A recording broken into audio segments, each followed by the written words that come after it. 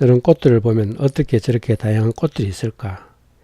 똑같은 것은 하나도 없고 색깔도 모양도 크기도 제각각이고 보면 볼수록 신기하죠. 어떻게 저런 것이 저절로 생길 수 있을까? 저 꽃잎을 만져보면 참으로 보드랍죠. 이 세상은 누가 저런 것을 만들 수 있을까요?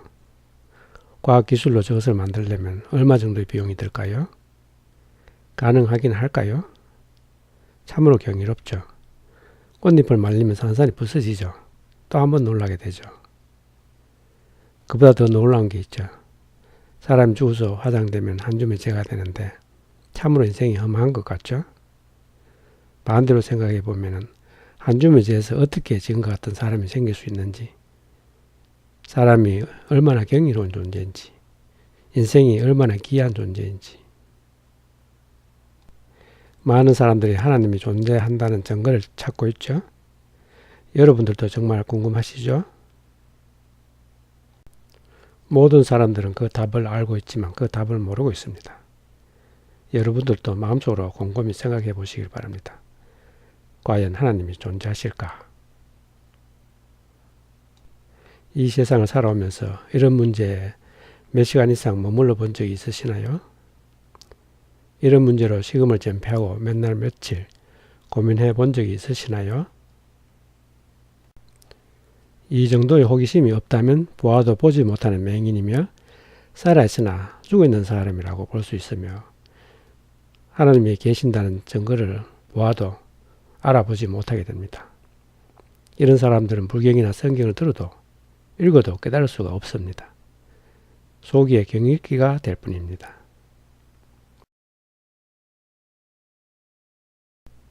이 세상에서 제일 중요한 것이 무엇일까요?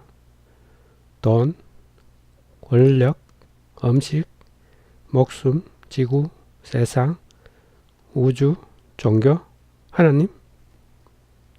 과연 무엇일까요? 바로 나입니다. 나가 없다면 세상 만물도 하나님도 아무런 의미가 없어지게 됩니다. 그런데 나가 무엇일까요? 바로 이 나가 하나님이 계신다는 유일한 증거입니다.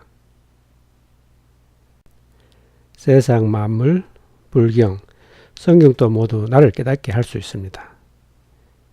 세상 만물을 통해서 나를 찾는 것이 도교, 불경을 통해서 나를 찾는 것이 불교, 성경을 통해서 나를 찾는 것이 기독교인 듯합니다. 세상 만물, 불경, 성경 모두 나를 찾는데, 즉 깨달음을 얻는 데 도움이 되지만 하나님을 알게 하는 것은 오직 성경뿐이라 여겨집니다. 하나님은 스스로 찾아야 만날 수 있지 남이 보여준다고 만날 수 있는 존재가 아닙니다. 아모스 5장 4절에 보면 여호와께서 이스라엘 족속에게 이와 같이 말씀하시기를 너희는 나를 찾으라 그리하면 살리라. 이러므로 남에게 하나님이 계신다는 증거를 보여달라고 하는 것은 참으로 어리석은 질문이 됩니다. 성경을 제대로 읽고 묵상하시면 하나님을 만날 수 있습니다. 불경은 어떻냐고요? 견성, 즉 깨달음, 즉 눈은 뜰 수 있으나 하나님은 만날 수 없습니다. 불교와 기독교를 비교해보면 예수님과 부처님은 세상적으로 볼 때는 거의 차이가 없어 보이나 사후에는 하나는 썩은 동아줄이요 다른 하나는 튼튼한 생명의 동아줄입니다. 세상적으로 보면 부처님이 예수님보다 훨씬 나아 보일 수도 있습니다. 출신 배경, 학벌, 세상적인 지위, 임종시의 모습 등등을 보면 부처님이 월등합니다. 하지만 제자들을 보면 정반대이죠. 부처님 레벨에 도달한 제자들은 지극히 드물고 그 후로도 거의 1대1로 법이 전해지고 그 법이 명명만 유지되고 있는 실정인데 반해 예수님 제자들은 단기간에 예수님 레벨에 도달하고 그 후로도 수많은 제자들이 생기게 됩니다. 과연 누구를 따르는 것이 나을까요? 어느 것이 썩은 동아줄이고 어느 것이 튼튼한 생명의 동아줄일까요? 부처님은 모든 것이 공에서 나오고 공으로 돌아간다고 하며 과거도 현재도 미래도 모두 공이라고 합니다. 예수님은 요한복음 11장 25절에 예수께서 이르시되 나는 부활이요 생명이니 나를 믿는 자는 죽어도 살겠고 무릇 살아서 나를 믿는 자는 영원히 죽지 아니하리니 이것을 내가 믿느냐. 결론을 지어보면 성경이야말로 나를 깨닫게 하고 하나님을 알게 하는 유일한 책이 아닌가 합니다.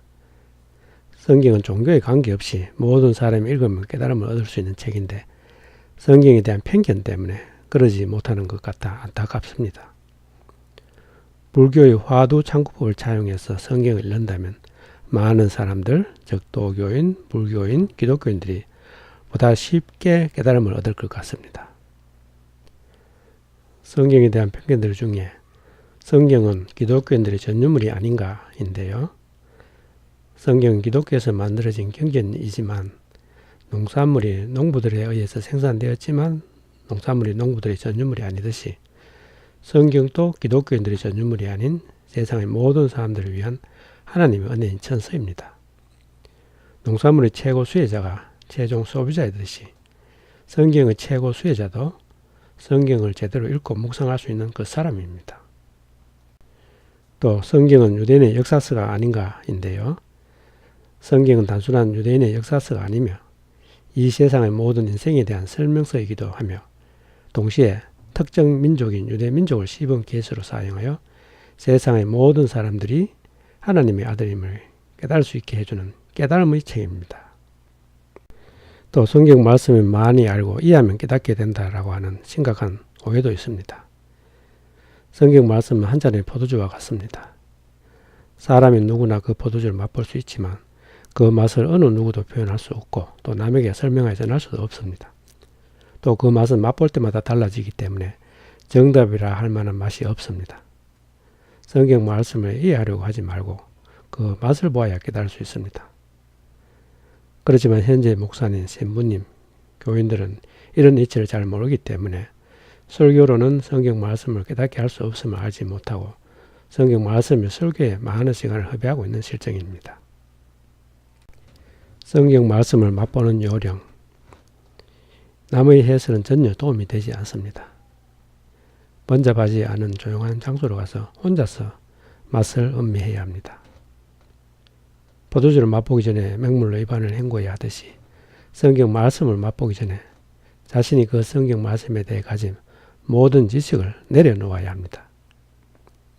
포도주 맛을 남에게 설명해 보아야 아무런 의미가 없듯이 자기가 느낀 맛을 남에게 설명할 필요도 없고 마음에 새겨둘 필요도 없습니다. 포도주 맛이 맛볼 때마다 달라지므로 성경 말씀도 매번 새롭게 처음 대하듯이 어린아이와 같은 순진무구한 마음으로 맛보아야 합니다.